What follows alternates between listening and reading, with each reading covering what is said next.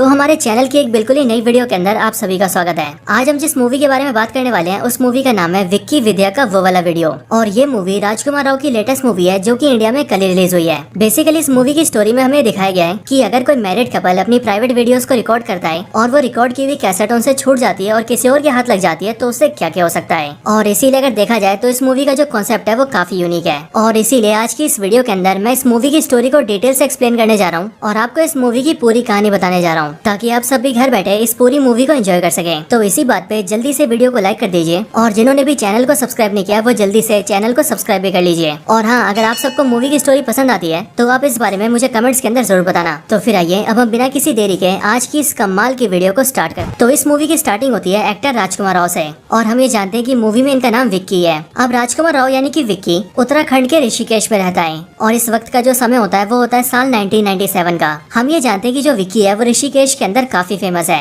और वो इसीलिए क्योंकि विक्की से अच्छी मेहंदी और कोई भी नहीं लगाता है। यहाँ तक कि गली मोहल्लों में जब भी कोई शादी होती है तो वहाँ पर सभी को मेहंदी लगाने के लिए सिर्फ विक्की जाता है। अब विक्की जिस घर में रहता है उस घर में उसके साथ उसके दादाजी, उसकी बड़ी बहन चंदा, उसका एक छोटा सा भतीजा और एक नौकरानी रहती है। अब विक्की जिस मोहल्ले में रहता है उसी मोहल्ले के अंदर एक और घर होता है एंड वो घर होता है विद्या का। और विद्या को प्ले किया है तृप्ति डिमरी ने, जैसे कि आप सबने ट्रेलर्स के अंदर देखा ही होगा। अब विक्की को विद्या के घर बुलाया जाता है ताकि वो सबको मेहंदी लगा सके और इसलिए जैसे विक्की विद्या के घर पहुंचता है वैसे उसे पता लगता है कि असल में आज के दिन विद्या की सगाई हो रही है। और ऐसा इसीलिए हो रहा होता है क्योंकि जो विद्या के फादर होते हैं उन्होंने बहुत ही जल्दी उसकी सगाई फिक्स कर दी होती है। लेकिन फिर यहीं पर हम ये भी जानते हैं कि विक्की और विद्या आपस में एक दूसरे से प्यार करते हैं और वो एक दूसरे से ही शादी भी करना चाहते हैं। और इसके लिए विक्की विद्या से अकेले में पूछता है कि आखिरकार वो सगाई के लिए कैसे राजी हो गई। लेकिन इसी का जवाब देते हुए विद्या उसे बताती है कि उसके फादर ने सगाई बहुत जल्दीबाजी में रखी थी लेकिन वो इस सगाई को नहीं करना चाहती और इसीलिए वो विक्की से कहती है कि वो इस काम में उसकी हेल्प करें। अब इसके लिए विक्की विद्या को एक आइडिया देता है जिसके बाद जब शाम को सगाई स्टार्ट होती है तब हम ये देखते हैं कि जो विद्या से सगाई करने आया होता है वो एक्चुअल में एक्टर मनजोत सिंह होते हैं जिन्हें आप सभी ने student of the year movie के अंदर डिम्पी के रोल में देखा था। बट यहाँ पर जैसे विद्या से सगाई करने आता है वैसे ही विद्या उसे अपना हाथ दिखाती है जहाँ पर उसके हाथ की मेहंदी में विक्की का नाम लिखा होता है। और सिर्फ यही नहीं बल्कि वो उसे भड़काते हुए कई बातें बोलती है एंड उसे रियलाइज करवा देती है कि वो विक्की से प्यार करती है। हालांकि सिर्फ ये नहीं बल्कि इसके साथ ही यहाँ पर विक्की भी आता है एंड वो भी प्लान के हिसाब से मनजोत सिंह के मन में शक डाल देता है। जिसके बाद ही मनजोत सिंह विद्या से अपनी सगाई तोड़ देता है और वो सगाई के मंडप से अपनी फैमिली को लेकर वहाँ से चला जाता है। बट ये देखकर विद्या के जो फादर होते हैं उन्हें बहुत ज्यादा दुख होता है और इसीलिए वो सगाई के अंदर सभी से कहते हैं कि आखिरकार अब उनकी बेटी से कौन सगाई करेगा और कौन शादी करेगा। लेकिन अब इस बात को सुनते ही वहाँ पर जितने भी लोग होते हैं वो सब ये बोलते हैं कि विद्या की जो सगाई है वो विक्की की वजह से टूटी है और इसीलिए अब विक्की को विद्या से सगाई और शादी करनी पड़ेगी। और अब क्योंकि ये विक्की और विद्या का ही प्लान होता है इसीलिए विक्की भी सगाई और शादी के लिए हाँ बोल देता है। लेकिन यहीं पर ही विद्या का जो फादर होता है वो विक्की के फादर से बोलता है कि असल में पहले जिस लड़के से विद्या की सगाई हो रही थी उसकी फैमिली से उनकी डील हुई थी कि विद्या की शादी में कोई भी खर्चा वो लोग नहीं देंगे बल्कि सारा का सारा खर्चा लड़के वाले देंगे। और इसीलिए विद्या का जो फादर है वो ये चाहता है कि अब जो शादी होगी उसका सारा खर्चा विक्की और उसकी फैमिली दे। और ये सब इसीलिए क्योंकि विद्या के जो फादर होते हैं वो बहुत ज्यादा कंजूस होते हैं। अब ये बोलकर विक्की के फादर यानी कि उसके ग्रैंडफादर हाँ बोल देते हैं लेकिन कंजूस तो वो भी बहुत बड़े होते हैं। और इसीलिए अगले दिन विक्की के जो दादाजी होते हैं वो विक्की और विद्या की शादी करवाने के लिए उन्हें सामूहिक विवाह में लेकर आते हैं। और आपको ये पता होगा कि सामूहिक विवाह ऐसा विवाह होता है जिसके अंदर कोई एक व्यक्ति या फिर संस्था अपनी तरफ से कई सारे लोगों की एक साथ शादी करवाती है। और इसी तरह से हमें भी यहाँ पता लगता है कि बेसिकली इनके एरिया का एक लोकल पॉलिटिशियन है जो पॉलिटिशियन टाइम टाइम पर अपने पैसों से बहुत सारे लोगों का सामूहिक विवाह करवाता है। और सिर्फ ये नहीं बल्कि उस पॉलिटिशियन के पास एक होटल भी है जिसके लिए वो जिनकी भी शादी करवाता है वो उन सभी को फर्स्ट नाइट बिताने के लिए अपने होटल्स के अंदर रूम देता है, वो भी बिल्कुल फ्री में। और ये सारे काम वो सोशल वेलफेयर के लिए करता है। अब इसी सामूहिक विवाह के अंदर विक्की और विद्या की शादी हो जाती है जिसके बाद ही वो लोग होटल के रूम में अपना फर्स्ट नाइट बिताते हैं एंड देन फिर विक्की और विद्या अपने घर में साथ में रहने लगते हैं। अब कुछ दिन बाद ही विक्की ये प्लान करता है कि उसे विद्या को लेकर गोवा जाना चाहिए ताकि गोवा जाकर वहाँ पर वो लोग अपना हनीमून मना सके। और फिर इसके लिए विक्की और विद्या दोनों गोवा जाते हैं एंड वहाँ जाकर होटल के रूम में आ जाते हैं। अब यहाँ पर आकर विक्की विद्या से बोलता है कि उन्हें यहाँ पर अपनी कुछ प्राइवेट वीडियोस बनानी चाहिए ताकि इन वीडियोस के जरिए वो लोग अपनी मेमोरीज को अपने पास रख सकें। अब ये सुनकर पहले तो विद्या मना करती है लेकिन बाद में वो ऐसा करने के लिए तैयार हो जाती है। जिसके बाद ही विक्की और विद्या अपनी वीडियोस को रिकॉर्ड कर लेते हैं। अब इसके बाद ही विक्की और विद्या गोवा से वापस आते हैं एंड जब वो दोनों घर आते हैं तब वो ये देखते हैं कि विक्की की बहन चंदा भी उनके घर वापस आ चुकी है जो कि कुछ महीने पहले म्यूजिक वीडियोस को शूट करने के लिए मुंबई गई थी। अब इसके बाद विक्की और विद्या अपने रूम में आते हैं एंड फिर वो दोनों मिलकर ये प्लान करते हैं कि जिस वीडियो को उन दोनों ने रिकॉर्ड रिकॉर्ड किया है उसे उन दोनों को देखना चाहिए। अब विक्की ने अपनी वीडियो को कैसेट के अंदर रिकॉर्ड किया होता है, जो कैसेट्स गोल होते हैं और वो डीवीडी प्लेयर्स के अंदर चलते हैं, और इसीलिए यहाँ पर उस कैसेट को प्ले करने के लिए विक्की उसे अपने डीवीडी प्लेयर में डालता है एंड टीवी में अपनी वीडियो को स्टार्ट कर देता है। बट जैसे विक्की और विद्या अपनी वीडियो को थोड़ी देर देखते हैं, वैसे हम ये देखते हैं कि उन दोनों के रूम के गेट पे विक्की के दादाजी आ जाते हैं, जो कि इस टाइम पर अपना चश्मा ढूंढ रहे होते हैं, और इसीलिए उन्हें देखकर विक्की जल्दी से टीवी बंद कर देता है ताकि वो वीडियो को अपने दादाजी से छुपा सके।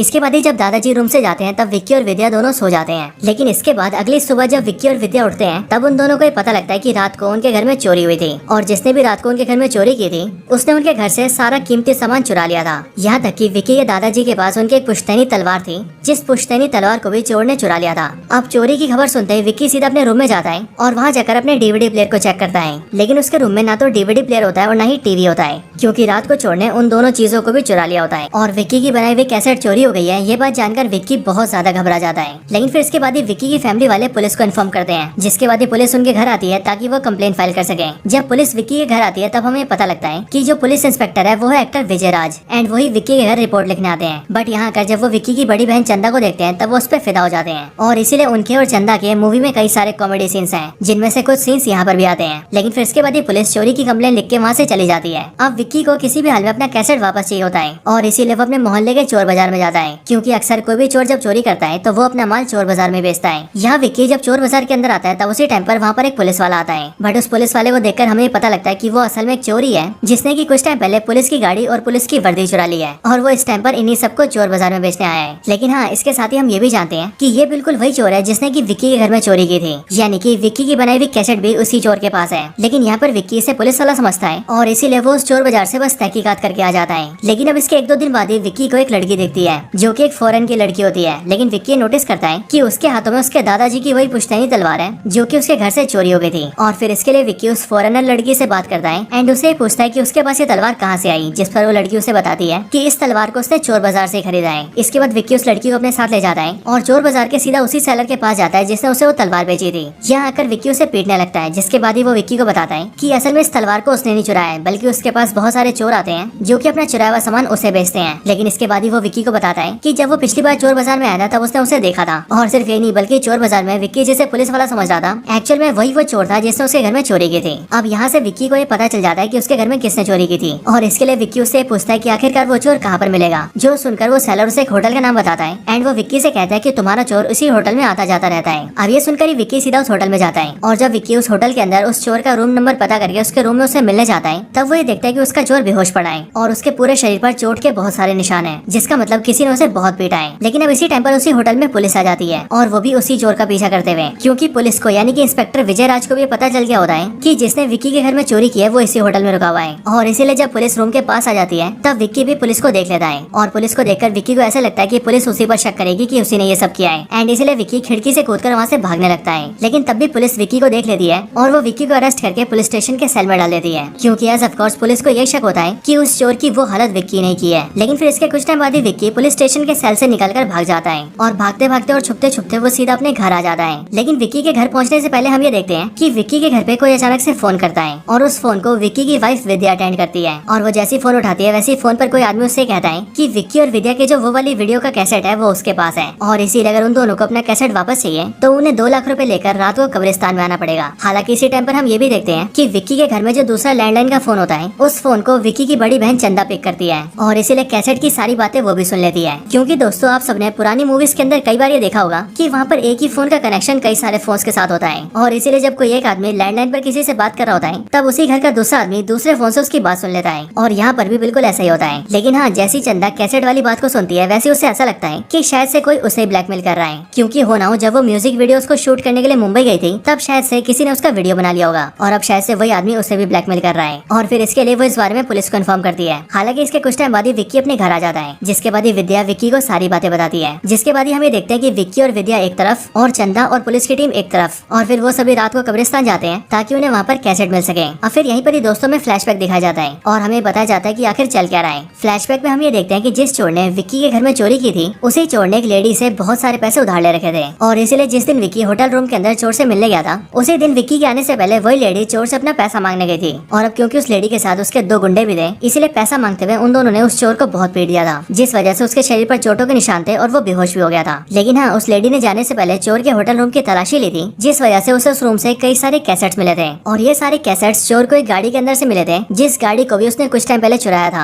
और हाँ, जिस गाड़ी को उसने चुराया था, यानी कि जिस गाड़ी में कैसेट्स थे, वो गाड़ी उसी पॉलिटिशियन के साले की थी, जो पॉलिटिशियन शहर के अंदर शादियां करवाता है। और हाँ दोस्तों, आप इस पॉलिटिशियन के साले की बात को याद रखना, क्योंकि ये आगे जाके कनेक्ट होगा। अब इन सब के बाद कब्रिस्तान के अंदर हम ये देखते हैं कि सभी लोग कब्रिस्तान के अंदर आ जाते हैं और विक्की और विद्या सीधा उसी लेडी से मिलते हैं जिस लेडी के पास उनका कैसेट होता है। लेकिन जिस टाइम पर इन सबकी बातचीत चल रही होती है, उसी टाइम पर हम ये देखते हैं कि इसी कब्रिस्तान के अंदर एक चुड़ैल आ जाती है। और ये चुड़ैल बिल्कुल वैसी होती है जैसी स्त्री मूवी के अंदर स्त्री थी। एंड उस चुड़ैल के आते ही हम ये देखते हैं कि वो सबको डराने लगती है, जिसके बाद ही सारे डर के वहाँ से भाग जाते हैं। लेकिन वहाँ निकलने से पहले विक्की के हाथ में उसका कैसेट आ जाता है, जिसके बाद विक्की और विद्या अपना कैसेट लेके अपने घर आते हैं। अब वैसे मैं आपको बता दूं कि इस भूतनी वाला सीन मूवी के अंदर ऐसे डाल दिया गया है, इसलिए इस सीन का मूवी की स्टोरी से कोई लेना देना नहीं है, बस ये कॉमेडी के लिए है। इधर कैसेट लेके जैसे विक्की और विद्या अपने घर आते हैं, वैसे वो दोनों अपने कैसेट को प्ले करते हैं। बट वो लोग ये देखते हैं कि उस कैसेट के अंदर उनकी वीडियो तो होती है, बट ये वीडियो वो वाली वीडियो नहीं होती जो वीडियो विक्की ने बनाई होती है, बल्कि उसके बजाय ये वो वाली वीडियो होती है जो वीडियो उनके सुहागरात पे बनी थी। और ये वीडियो रिकॉर्ड हुई थी होटल रूम में लगे हिडन कैमरा से। अब इस पूरी वीडियो को देखकर विक्की और विद्या समझ जाते हैं कि उनके शहर में जिन भी लोगों का सामूहिक विवाह होता है, और जब उसके बाद जब कपल्स होटल रूम में अपना फर्स्ट नाइट मनाने जाते हैं, तब उन्हीं सारे होटल रूम्स के अंदर हिडन कैमरास होते हैं और उन्हीं कैमरा से सारे कपल्स की रिकॉर्डिंग की जाती है। इसके बाद ही विक्की भी ये समझ जाता है कि ये सारा काम पॉलिटिशियन के साले ने किया होगा। और फिर इसके लिए विक्की और विद्या पुलिस के पास जाते हैं और उन्हें सारी बातें बताकर उनसे उनकी हेल्प मांगते हैं। जिसके बाद ही विक्की और पुलिस मिलकर सीधा पॉलिटिशियन के साले को पकड़ लेते हैं। लेकिन जब पॉलिटिशियन का साला पकड़ा जाता है और 2-4 चाटे खाता है, तब वो पुलिस इंस्पेक्टर और विक्की को सब कुछ बता देता है। वो उन दोनों को बताता है कि असली मास्टरमाइंड वो नहीं बल्कि उसका जीजा पॉलिटिशियन है, और ये जो सारी वीडियोस रिकॉर्ड होती है ये भी वो उसके कहने पर ही रिकॉर्ड करता है। पॉलिटिशियन का साला विक्की और पुलिस को ये बताता है कि उसका पॉलिटिशियन जीजा असल में बहुत ही बड़ा ढोंगी है, क्योंकि वो लोगों का भला करने के लिए सामूहिक विवाह रखता है और जो भी कपल्स वहाँ पर शादी करते हैं उन सभी को अपने होटल्स के अंदर फर्स्ट नाइट मनाने के लिए देता है। लेकिन असल में उसी की आड़ में वो लोग उनकी वीडियो रिकॉर्डिंग कर लेता है और उन सारी वीडियोस को वो दुबई के एक शेख को भेज देता है। बट हालांकि वो ये भी बताता है कि जिस शेख को वो लोग वीडियोस भेजते हैं उस शेख को उन्होंने आज तक देखा नहीं है, सिर्फ उससे फोन पर ही बात हुई है। अब इन सारी बातों को सुनकर ही विक्की और पुलिस इंस्पेक्टर ये प्लान बनाते हैं कि उन दोनों को पॉलिटिशियन को सबके सामने रंगे हाथों पकड़ना होगा और उसकी करतूत को सबके सामने रखना होगा। अब इसके लिए वो लोग मिलकर एक प्लान बनाते हैं एंड प्लान के अंदर पुलिस इंस्पेक्टर यानी कि विजय राज शेख बन जाते हैं और वो शेख बनकर पॉलिटिशियन से मिलने आते हैं। इधर विक्की को भी ये पता लगता है कि जो पॉलिटिशियन की बेटी है वो किसी लड़के से प्यार करती है और इसीलिए जब अगला सामूहिक विवाह होता है तब विक्की उसी सामूहिक विवाह के अंदर पॉलिटिशियन की बेटी की भी शादी करवा देता है और सारे कपल्स के साथ वो उन्हें भी होटल रूम के अंदर भेज देता है। और फिर कुछ टाइम बाद पॉलिटिशियन को इस बात की खबर पहुंचा देता है कि इस सामूहिक विवाह के अंदर उसकी बेटी की भी शादी हुई है और वो भी इस टाइम पर सारे कपल्स के साथ होटल रूम्स में गई है। अब पॉलिटिशियन जैसी बात सुनता है कि उसकी बेटी भी होटल रूम्स के अंदर गई है, वैसी वो बहुत ज्यादा डर जाता है और इसीलिए वो सारे रूम्स में जा जाकर अपनी बेटी को ढूंढने लगता है।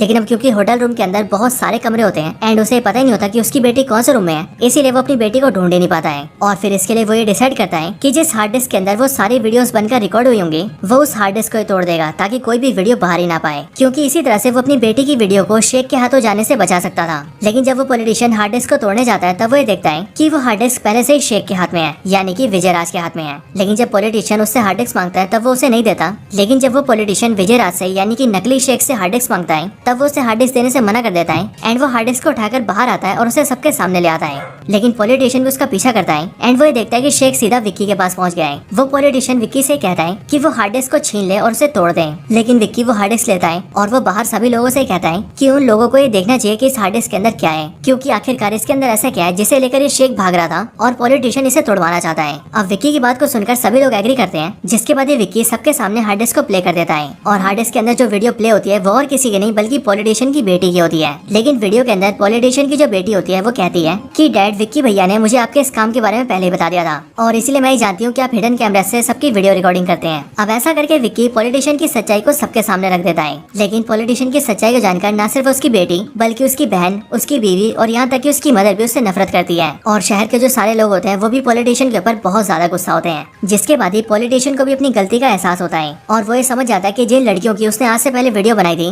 वो सारी लड़कियां भी किसी की बहन और किसी की बेटी थी। लेकिन फिर इसके बाद पुलिस पॉलिटिशियन को अरेस्ट करके ले जाती है एंड सारी चीजें बिल्कुल ठीक हो जाती हैं। लेकिन फिर अगले दिन विक्की और विद्या अपने घर में डिस्कस करते हैं कि आखिरकार अभी तक उन्हें अपनी वाली कैसेट तो मिली ही नहीं है। लेकिन फिर इसके बाद वो लोग ये देखते हैं कि उनकी बनाई हुई कैसेट उनके बेड के नीचे गिरी हुई है, जिसका मतलब वो कैसेट उनके घर में ही थी। हालांकि फिर यहीं पर ही फ्लैशबैक आता है और हमें दिखाया जाता है कि आखिरकार वो कैसेट डीवीडी प्लेयर से से बेड के नीचे कैसे आई। फ्लैशबैक के अंदर हम ये देखते हैं कि जिस रात को चोर डीवीडी प्लेयर को चोरी करने आया था, उसी रात को जब उसने डीवीडी प्लेयर उठाया और वो 2 कदम आगे बढ़ा, तभी वो डीवीडी प्लेयर को लेकर कमरे में ही गिर गया था, जिस वजह से डीवीडी प्लेयर से कैसेट बाहर निकल गई और वो गोल गोल घूमते घूमते बेड के नीचे आ गई, जिसके बाद चोर डीवीडी प्लेयर लेकर बाहर भाग गया। लेकिन इस खुलासे के बाद ही ये मूवी खत्म हो जाती है, यानी कि मूवी का द एंड।